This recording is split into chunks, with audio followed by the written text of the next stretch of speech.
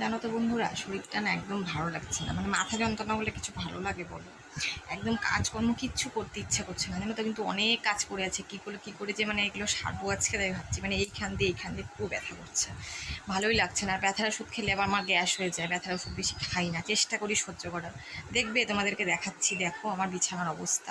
এই দেখো, দেখেছো আমার বিছানার অবস্থা? দেখো, দেখেছো কী অবস্থা? দেখো দেখো, এখনও কিচ্ছু গোছায়নি। দেখো বিছানাটা কি অবস্থা, এগুলো কিচ্ছু গোছায়নি। কখন কি করব ভগবান জানে। তারপরে তো দেখো রান্নাবাড়ি সব পড়ে আছে, রান্না টান্না কখন করবো জানি না। তারপরে জামা কাপড় আছে, সেগুলো কাচবো। ঘর মোছা পড়ে আছে। মানে আমি কোনো কাজই করিনি আজকে।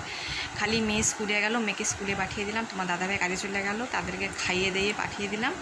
আমি এখন একটু, যে সকালে একবার চা খেয়েছি, এখন আবার একটু চা খেলাম। এখন না একটু বসে আছি, দেখি একটু বসি, তারপরে আস্তে আস্তে করবো। কাজ তো করতেই হবে, আমার কাজ আমাকেই করতে হবে, কে আর করবে।